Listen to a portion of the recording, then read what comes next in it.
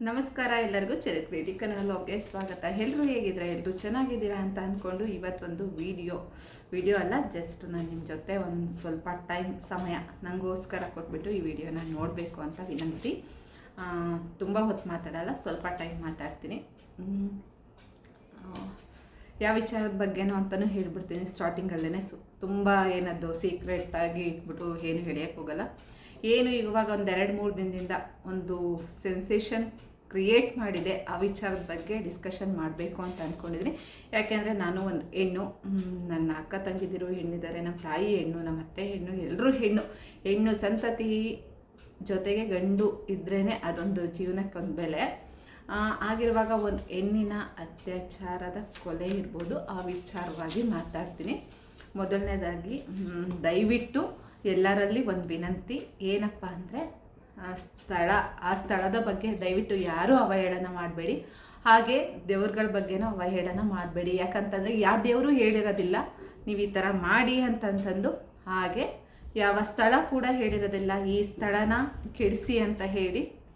ಯಾರಾದರೂ ಶ್ರೀ ಮಂಜುನಾಥ ಮಹಿಮೆ ಫಿಲಮ್ ನೋಡಿದರೆ ಸ್ಟಾರ್ಟಿಂಗಲ್ಲಿ ಭೂಮಿ ತಾಯಿನ ಹೇಗೆ ಅಟ್ಟಿಸ್ಕೊಂಬರ್ತಿದ್ದಾರೆ ಯಾರ್ಯಾರು, ಕಾಮ, ಕ್ರೋಧ, ಮದ, ಮತ್ಸರ, ವ್ಯಾಮೋಹ, ಇವು ಏನಿದೆ 5 ವ್ಯಾಮೋಹ ಅಂದರೆ ಮನುಷ್ಯನಲ್ಲಿರ್ತಕ್ಕಂಥ ಕೆಟ್ಟ ಅಂಶಗಳು ಭೂಮಿ ತಾಯಿನೇ ಬಿಟ್ಟಿಲ್ಲ ಅಂದಾಗ ಇನ್ನೂ ನಾವು ನರಮನುಷ್ಯರು, ಅದರಲ್ಲೂ ಹೆಣ್ಮಕ್ಳು ಏನೂ ಅಲ್ಲ ಈ ಪ್ರಪಂಚದಲ್ಲಿ. ಮೊದಲನೇದಾಗಿ ಒಂದು ವಿಚಾರ ಏನಪ್ಪ ಅಂತಂತಂದರೆ, ಯಾಕೆ ಅವಹೇಳನ ಮಾಡಬೇಡ್ರಿ ಅಂತಂದರೆ, ಜಾಗ ಯಾವತ್ತೂ ಯಾವ ಜಾಗದಲ್ಲೂ ಪ್ರತಿಯೊಂದು ಜಾಗದಲ್ಲೂ ಒಳ್ಳೆಯದು ಕೆಟ್ಟದ್ದು ಅನ್ನೋದಿದ್ದೇ ಇರುತ್ತೆ.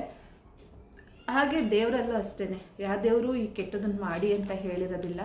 ಭೂಮಿಗೆ ದೇವ್ರು ಹಾಕೋದಷ್ಟೇ ಗೊತ್ತು. ಮುಂದಿನ ಜೀವನನ ನಾವು ಒಳ್ಳೆಯದು ಕೆಟ್ಟದ್ದು ಅನ್ನೋದನ್ನು 100 ಸಲ ಯೋಚನೆ ಮಾಡಿ ನಾವು ಮುಂದೆ ನಡಿಬೇಕಾಗುತ್ತೆ. ಬಟ್ ಮನುಷ್ಯರಲ್ಲಿರ್ತಕ್ಕಂಥ ಆಸೆ, ವ್ಯಾಮೋಹ, ದುಡ್ಡಿನ ಅಹಂ ಕೂಡ ಇರುತ್ತೆ, ಇಲ್ಲ ಅಂತ ಹೇಳೋಕ್ಕಾಗಲ್ಲ. ಕೆಲವರು ಹೆಣ್ಣನ್ನು ಏನಂತ ಅಂದ್ಕೊಂಡಿದ್ದಾರೋ ಅಂಥವ್ರಿಗೆಲ್ಲ ದೊಡ್ಡ ನಮಸ್ಕಾರ. ಯಾಕಂತಂದರೆ ಪ್ರತಿಯೊಂದು ಗಂಡಾಗಿರಲಿ ಒಂದು ಹೆಣ್ಣಾಗಿರಲಿ, ಯಾರೇ ಆದ್ರೂ ಆ ಹೆಣ್ಣು ಎಂಬ ತಾಯಿಯ ಹೊಟ್ಟೆಯಿಂದ, ಆ ಉದರದಿಂದ ಹುಟ್ಟೇ ಬರಬೇಕು. ಆಗಿರುವಾಗ ಆ ತನ್ನ ತಾಯಿ ಜನನಾಂಗದಿಂದ ಹೇಗೆ ತಾವೆಲ್ಲರೂ ತಾವು ಜನ್ಮ ಪಡೆದಿರ್ತಿರೋ ಹಾಗೆ ಇನ್ನೊಂದು ಹೆಣ್ಣಿನ ಜನನಾಂಗದ ಬಗ್ಗೆ ಗೌರವ ಕೊಡೋದನ್ನು ಮರಿಬೇಡಿ. ಇಷ್ಟು ರೂಢಾಗಿ ಮಾತಾಡ್ತಿದ್ರೆ ಯಾರಿಗಾದರೂ ಹರ್ಟ್ ಆಗಿದ್ರೆ ದಯವಿಟ್ಟು ಕ್ಷಮೆ ಕೇಳ್ತೀನಿ. ಯಾಕೆ ಅಂತಂದರೆ ಆ ವಿಡಿಯೋ ನೋಡಿದಾಗ ತುಂಬ ಅಂದರೆ ತುಂಬ ನಿಜವಾಗ್ಲೂ ಒಂದು ಕ್ಷಣ ಅನ್ನಿಸ್ತು, ಮನುಷ್ಯರಾಗಿ ಹುಟ್ಟಿದ್ದೇ ತಪ್ಪು, ಇನ್ನೊಂದು ಹೆಣ್ಣಾಗಿ ಹುಟ್ಟಿರೋದು ಯಾಕೆ ಹುಟ್ಬಿಟ್ವಪ್ಪ ಅನ್ನೋಷ್ಟು ಬೇಜಾರಾಯಿತು. ಕಣ್ಣಲ್ಲಿ ನೀರು ತಡೆದೇ ಬಂತು. ಒಂದಲ್ಲ ಎರಡಲ್ಲ 5 ಕೃತ್ಯಗಳು ನಡೆದಿರ್ತಕ್ಕಂತಹ ಜಾಗ ಅಂತಂದಾಗ ಒಂದು ಸ್ವಲ್ಪ ಬೇಜಾರಾಯಿತು. ಆ ಜಾಗ ಅಲ್ಲಿ ಮಾಡಿರೋರು ಅಂದಾಗ ಬೇಜಾರಾಯಿತು. ಇನ್ನೊಂದು, ನಾನು ಕೂಡ ಮದುವೆ ಆಗಿದ್ದು ಧರ್ಮಸ್ಥಳದ ಶ್ರೀ ಕ್ಷೇತ್ರ ಮಂಜುನಾಥ ಸನ್ನಿಧಿಯಲ್ಲಿ ಆ ದೇವರ ಆಶೀರ್ವಾದ ಪಡೆದೆ ನಾನು ಮದುವೆ ಆಗಿರೋದು. 5 ವರ್ಷ ಸತತ ಕಳೀತಾ ಬಂತು. ಚೆನ್ನಾಗಿದ್ದೀವಿ, ಆ ದೇವರ ಆಶೀರ್ವಾದ. ಅವರು ಯಾವ ಮತದ ದೇವರು ಅನ್ನೋದಕ್ಕಿಂತ ಹೆಚ್ಚಾಗಿ ಶಿವ ಒಬ್ಬನೇ. ಹಾಗಾಗಿ ಆ ಶಿವಂಗೆ ನಾನು ತುಂಬ ಬೆಲೆ ಗೌರವ ಕೊಡ್ತೀನಿ. ದೇವರು ಅಂದಾಗ ನಾವು ಒಂದು ಬೆಲೆ, ಗೌರವ, ಭಯ ಎಲ್ಲ ಇರಬೇಕು. ಅದಿದೆ ನನಗೆ. ಇದನ್ನಿಷ್ಟಕ್ಕೆ ಬಿಟ್ಟು ಮುಂದುವರಿಸ್ತಾ ಹೋಗ್ತೀನಿ, ಕೇಳಿ. ಈ ಪುರಾಣದ ಪ್ರಕಾರ ಅಂತ ಹೋದಾಗ ಆದಿಶಕ್ತಿಯಿಂದ ದೇವಾನುದೇವತೆಗಳ ಜನನ ಅಂದರೆ ಸೃಷ್ಟಿ ಆಯಿತು. ಸೃಷ್ಟಿ ನಂತರ ಹಿಂದೂಗಳ ಚರಿತ್ರೆ ಅಂದರೆ ಹಿಂದೂಗಳ ಪುರಾಣ ಯಾರಿಗಾದ್ರೂ ಗೊತ್ತಿದ್ದರೆ ನೀವು ನೋಡ್ತಾ ಹೋದರೆ ಅಥವಾ ತಿಳ್ಕೊಂಡಿದ್ರೆ ಅಥವಾ ನೋಡಿದರೆ ಟಿ ವಿನಲ್ಲಿ ಬರ್ತಕ್ಕಂಥ ಸೀರಿಯಲಲ್ಲೋ ಅಥವಾ ಫಿಲಮಲ್ಲೋ ಯಾರು ತಿಳ್ಕೊಂಡಿದ್ರೆ ನಿಮಗೆ ಗೊತ್ತು, ಹೆಣ್ಣನ್ನು ಅವಹೇಳನ ಮಾಡಿದವರಾಗಲಿ, ಹೆಣ್ಣನ್ನು ಅಪಹರಣ ಮಾಡಿದವರಾಗಲಿ, ಹೆಣ್ಣನ್ನು ಕೆಡಿಸಿದವರಾಗಲಿ ಯಾರೂ ಉದ್ಧಾರ ಆಗಿರೋದು ಹಿಸ್ಟ್ರಿನಲ್ಲೇ ಇಲ್ಲ. ಉದಾಹರಣೆಗೆ ಸಮುದ್ರ ಮಂಥನ ಮಾಡಬೇಕಾದ್ರೆ ದೇವಾನುದೇವತೆಗಳೆಲ್ಲ ಸಮುದ್ರ ಮಂಥನದಲ್ಲಿ ಬ್ಯುಸಿ ಆದಾಗ ವಿಷ್ಣು ಪರಮಾತ್ಮ ಮೋಹಿನಿ ವೇಷ ತಾಳಿ ಆ ರಾಕ್ಷಸರಿಂದ ಹೇಗೆ ಒಂದು ಅಮೃತನ ಕಿತ್ಕೊಂಡ್ರು ಅಂತ ಎಲ್ಲರಿಗೂ ಗೊತ್ತು.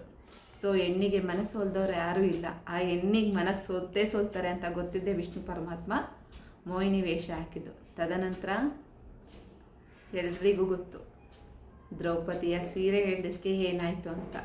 ಕೌರವ ಪಾಂಡವರ ನಡುವೆ ಯುದ್ಧ ಆಗಿ ಸತ್ಯ ಅನ್ನೋದು ಜಯಬೇರಿ ಸಾಧಿಸ್ತು. ತದನಂತರ ಸೀತಾಮಾತೆನ ಅಪಹರಣ ಮಾಡಿರೋ ರಾವಣ 10 ತಲೆ ರಾವಣ ಆದ್ರೂ 1 ತಲೆ ಇರೋ ರಾಮನ್ನ ಗೊತ್ತಲ್ಲ ಗೆಲ್ಲಕ್ಕಾಗಲಿಲ್ಲ. ರಾಮ ಅನ್ನೋದು ಅಂತರಾತ್ಮ, ರಾವಣ ಅನ್ನೋದು 10 ಯೋಚನೆ. ಅಂತರಾತ್ಮದ ಯೋಚನೆ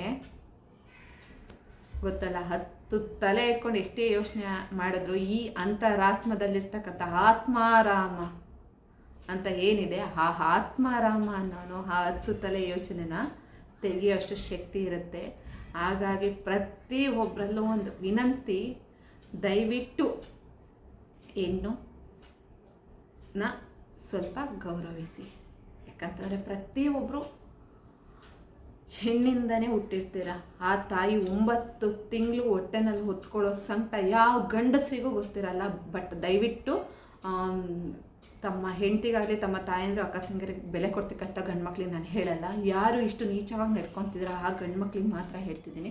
ತಪ್ಪು ತಿಳಿಬೇಡಿ, ದಯವಿಟ್ಟು ಎಕ್ಸ್ಕ್ಯೂಸ್ ಕೇಳ್ತೀನಿ, ಕೆಟ್ಟು ಕಮೆಂಟ್ ಹಾಕಬೇಡಿ. ಹಾಗೆ ಇನ್ನೊಂದು, ಈ ವಿಡಿಯೋಯಿಂದ ನಾನು ಸಬ್ಸ್ಕ್ರೈಬರ್ನೂ ಬಯಸಲ್ಲ, ಲೈಕು ಬಯಸಲ್ಲ, ಹಾಗೆ ಕಮೆಂಟ್ನೂ ಎಕ್ಸ್ಪೆಕ್ಟೇಷನ್ ನಾನು ಮಾಡೋಕ್ಕೆ ಹೋಗಲ್ಲ. ನಿಮಗೆ ಇಷ್ಟ ಆದರೆ ಮಾಡಿ, ಅಷ್ಟು ಬಿಟ್ಟರೆ ನಾನು ಏನೂ ಹೇಳೋಕ್ಕೆ ಹೋಗಲ್ಲ.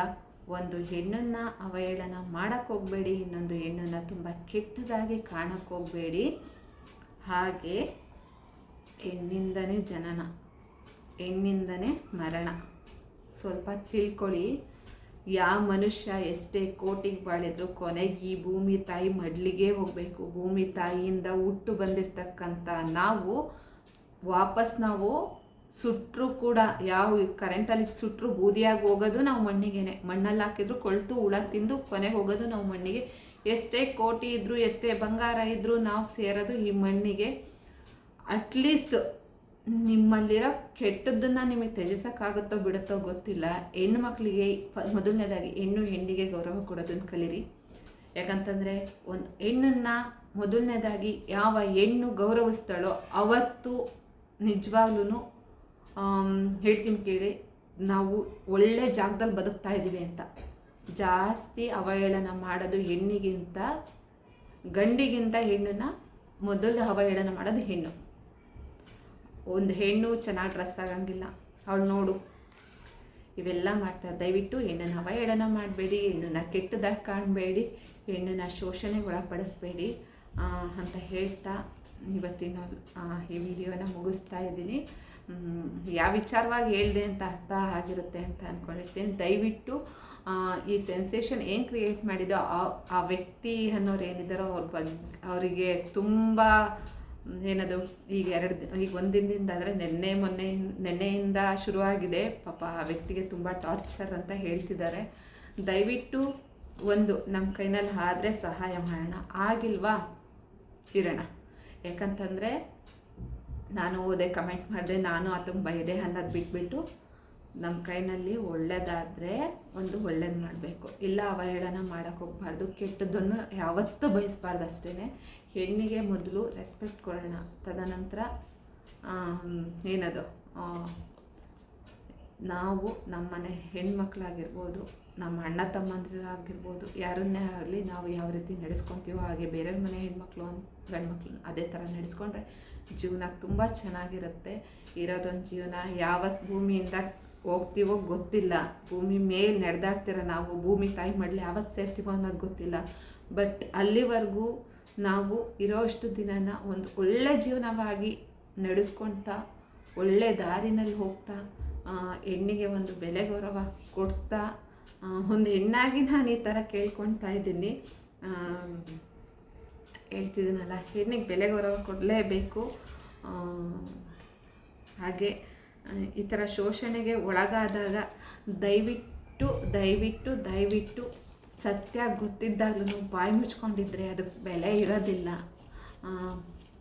ಯಾಕಂತಂದರೆ ನಮ್ಮನಲ್ಲೂ ಒಂದು ವಿಚಾರ ಆಗಿದೆ. ಆ ವಿಚಾರ ನಾನು ಪಬ್ಲಿಕ್ಕಲ್ಲಿ ಅಥವಾ ಸೋಷಿಯಲ್ ಮೀಡಿಯಾದಲ್ಲಿ ಹೇಳ್ಕೊಂಡು ಸಿಂಪತಿ ಗಿಟ್ಟಿಸ್ಕೊಳ್ಳೋಕೆ ಇಷ್ಟ ಇಲ್ಲ ನನಗೆ. ಅಂದರೆ ಆ ಥರ ಕೆಟ್ಟ ಏನೂ ಆಗಿಲ್ಲ. ನಮ್ಮ ತಂಗಿ ಸಾವನಲ್ಲೂ ನಮಗೆ ತುಂಬ ಮೋಸ ಆಗಿದೆ. ಆ ಕಾರಣದಿಂದ ಅವಳು ಇವಾಗ 2 ಮಕ್ಳನ್ನ ಬಿಟ್ಬಿಟ್ಟು 2 ಮಕ್ಳನ್ನ ಅನಾಥ ಮಾಡಿಬಿಟ್ಟು ಅವಳು ಭೂಮಿಯಿಂದ ಹೊರಟೋಗ್ಬಿಟ್ಟಿದ್ದಾಳೆ. ನ್ಯಾಯ ಸಿಗಲಿಲ್ಲ ನಮಗೆ ಒಂದು ಲೆಕ್ಕದಲ್ಲಿ. ಆ್ಯಕ್ಚುಲಿ ಇಷ್ಟು ದಿನ ಲಾಗ್ ಮಾಡದೇ ಇರೋ ಕಾರಣವೇ ಅದು. ಯಾಕಂತಂದರೆ ಅವಳ ಸಾವು ನನ್ನನ್ನು ತುಂಬ ಡಿಪ್ರೆಷನ್ಗೆ ತೊಗೊಂಡೋಗಿತ್ತು ಅಂತಲೇ ಹೇಳ್ಬೋದು. ನಿಜವಾಗ್ಲೂ ಕೆಲವೊಂದು ಸತಿ ನಾನು ಅರಿವಿಲ್ದಲೇ ಯಾರ್ಯಾರ ಜೊತೆಗೋ ಹೇಗೇಗೋ ಮಾತಾಡ್ಬಿಟ್ಟಿದ್ದೀನಿ. ಆ ಟೈಮ್ ಆ ಥರ ಇತ್ತು. ಯಾಕಂದರೆ ಎಲ್ಲರೂ ಕೆಟ್ಟವ್ರ ಥರನೇ ಕಾಣೋಕ್ಕೆ ಸ್ಟಾರ್ಟ್ ಆಗಿಬಿಟ್ಟಿದ್ರು. ಅದು ಸಾವು ಹೇಗಾಯಿತು ಏನು ಅಂತ ಯಾರೂ ದಯವಿಟ್ಟು ಕೇಳಬೇಡಿ, ನಂಗೆ ಹೇಳ್ಕೊಳಕ್ಕೂ ಇಷ್ಟ ಇಲ್ಲ. ಒಂದು ಹೆಣ್ಣಿಗೆ ಸತ್ತೋಗಿದ್ದಾಳೆ, ಅವಳಿಗೆ ಇನ್ನೇನು ನ್ಯಾಯ ಕೊಡಿಸ್ಬೇಕು ಅಂತ ಯೋಚನೆ ಮಾಡಬೇಡಿ. ಒಂದು ಹೆಣ್ಣು ಸತ್ತೋಗಿದ್ದಾಳೆ, ಅವಳಿಗೇನೋ ಮೋಸ ಆಗಿದೆ ಅಂದಾಗ ನಾವು ನ್ಯಾಯ ಕೊಡಿಸಿದ್ರೆ ನೆಕ್ಸ್ಟ್ ಆಗೋ ತಪ್ಪುಗಳನ್ನ ಒಂದು ಹಂತದಲ್ಲಿ ತಡಿತಾ ಇದ್ದೀವಿ ಅಂತ. ಹಾಗಾಗಿ ದಯವಿಟ್ಟು ಈ ಥರ ಏನೇ ವಿಚಾರಗಳಿದ್ರು ಸತ್ಯ ಗೊತ್ತಿದ್ದಾಗ ದಯವಿಟ್ಟು ಎಲ್ಲರೂ ಪ್ರೊಟೆಸ್ಟ್ ಮಾಡಲೇಬೇಕಾಗುತ್ತೆ, ಮಾಡಬೇಕು, ಆವಾಗಲೇ ಒಳ್ಳೆಯದು. ಮೊದಲನೇದಾಗಿ ಹೆಣ್ಣನ್ನು ಎಲ್ಲೇ ಆಗಲಿ ಅವಹೇಳನ ಮಾಡಿದವರಾಗಲಿ ಅಥವಾ ಕೆಟ್ಟದಾಗ ಕಂಡವರಾಗಲಿ ಎಲ್ಲೂ ಉದ್ಧಾರ ಆಗಿದ್ದು ಹಿಸ್ಟ್ರಿನಲ್ಲೇ ಇಲ್ಲ. ಹೆಣ್ಣು ಯಾರು ಕೆಟ್ಟದಾಗ ನೋಡ್ತಾರೋ, ಒಂದು ಹೆಣ್ಣನ್ನೇ ಆಗಿರಲಿ, ಒಂದು ಗಂಡು ಹೆಣ್ಣನ್ನೇ ಆಗಿರಲಿ ಕೆಟ್ಟದಾಗ ನೋಡಿದವರು ಅವರು ಉದ್ಧಾರ ಆಗಿದ್ದು ಪುರಾವೆನೇ ಇಲ್ಲ. ನೀವು ಅವ್ರ ಹತ್ರ ಕೋಟಿಗಟ್ಟಲೆ ದುಡ್ಡಿರಲಿ, ನೀವು ಬೇಕಿದ್ರೆ ಯಾರನ್ನಾದರೂ ನೀವು ತೆಗೆದು ನೋಡಿ ಹಿಸ್ಟ್ರಿನಲ್ಲಿ ಹೆಣ್ಣನ್ನು ಅವಹೇಳನ ಮಾಡಿ ಹೆಣ್ಣನ್ನು ಕೆಟ್ಟದಾಗ ನೋಡಿದವರು ಉದ್ಧಾರ ಹಾಗೂ ಇಲ್ಲ, ಅವರು ಉಳಿದೂ ಇಲ್ಲ. ಅವರ ಅಂತ್ಯ ಎಷ್ಟು ರೌರವ ನರ್ಕದಲ್ಲಾಗಿದೆ ಅಂತಂದು ಎಲ್ರಿಗೂ ಗೊತ್ತಿರುತ್ತೆ. ಸೊ ಇದಿಷ್ಟು ಹೇಳ್ತಾ ಇವತ್ತಿನ ವಿಡಿಯೋನ ಇಲ್ಲಿಗೆ ಮುಗಿಸ್ತೀನಿ. Thank you for watching. ಆದಷ್ಟು ಇನ್ನು ಮುಂದೆ ನನ್ನ ಕೈನಲ್ಲಿ ಆದಷ್ಟು ದಿನಕ್ಕೆ 2 ಆದರೂ ವೀಡಿಯೋನ ವಾರಕ್ಕೆ 2 ಆದರೂ ವೀಡಿಯೋನ ಅಪ್ಲೋಡ್ ಮಾಡಲಿಕ್ಕೆ ಪ್ರಯತ್ನ ಪಡ್ತೀನಿ. ಹಾಗೆ ನನ್ನ ಸಣ್ಣ ಯೂಟ್ಯೂಬ್ ಚಾನಲ್ನ ಬೆಳೆಸೋಕ್ಕೆ ಸಹಾಯ ಮಾಡಿ ಅಂತ ಹೇಳ್ತಾ ಇವತ್ತಿನ ವಿಡಿಯೋನ ಇಲ್ಲಿಗೆ ಮುಗಿಸ್ತೀನಿ. Thank you for watching.